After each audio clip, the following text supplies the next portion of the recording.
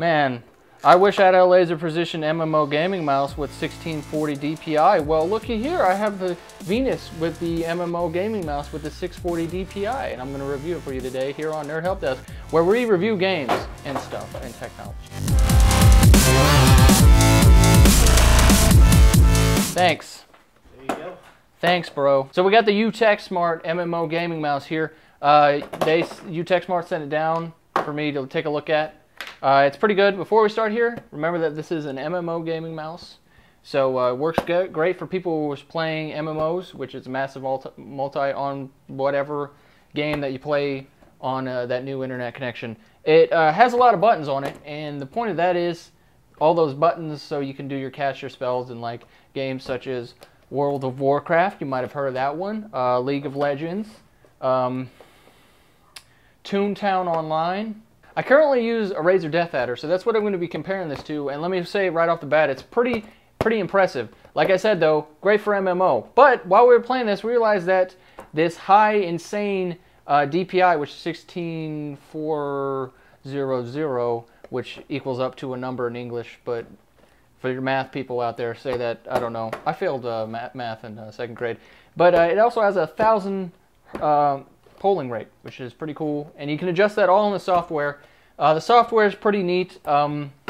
We instantaneously threw out the CD and downloaded it from the website to realize that it's version 1.0, that they haven't really updated the version. And the software works fine. The only kind of glitch that we found is that the scroll wheel light won't change colors properly unless you change profiles, which is not that big of a deal. It might be a hardware issue or something. We didn't test it on another computer, so might be a glitch or something like that. And you can download the software from the UtechSmart's website, so you don't have to use the CD. And they include 5 profiles that you can switch between, and on the mouse itself you can switch between the DPI settings, so you can adjust it on the fly.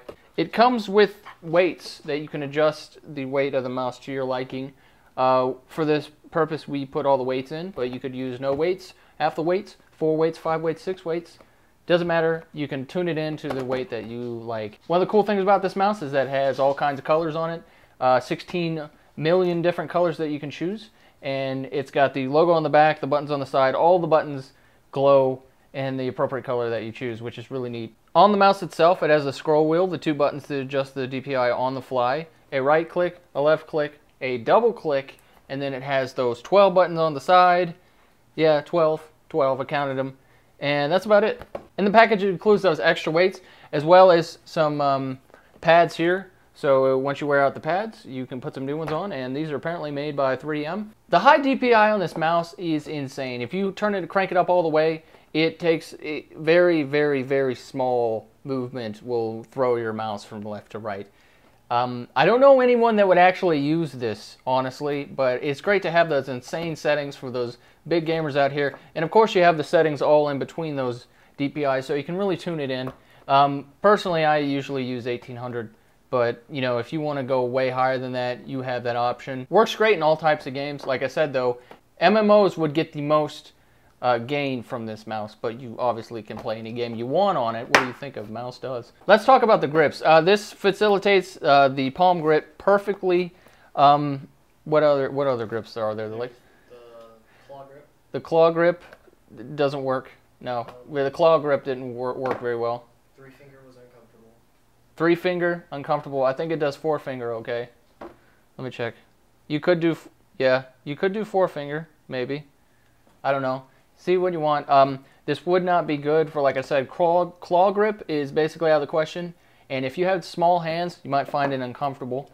I have big hands, so it was fine, but there were some people that tested this out, and they didn't like it because it was a little bit too small for your hands. So if you have smaller hands, you may not want to get this. The cable is braided, and it is about an arm's length in width. So whatever length that is, but it's good. The button placement on this mouse is perfect. If you have that large hand, like we said, if you have a small hand, you might want to stay away from it. It's easy to reach with your thumb. I'm touching it right now. I can easily hit all 12 buttons on the side if I wanted to hit all 12 buttons on the side. And I can accurately press all of them too, which is pretty cool. So if you're looking to upgrade your mouse and you want to save some money, this one runs under $50 most places. This is a good mouse if you want those extra buttons, but don't stray away from it too much if you don't want to play just MMOs on it. It's a pretty good mouse, and for the price, I would say, what would you say? Would you say it's just under Razer quality is what I would say? Yeah. I would put it in the range of SteelSeries and Razer, which that's pretty impressive. And for the price, you can't beat it. This is basically comparable to the Razer Naga. So thanks for watching. Be sure to check out other videos. We got I reviewed the SteelSeries something, so you might want to check that one out. I also reviewed something else, which might be enticing. So you want to go check that out. We have all kinds of other tech videos coming out soon, so make sure you subscribe, and we'll see you later.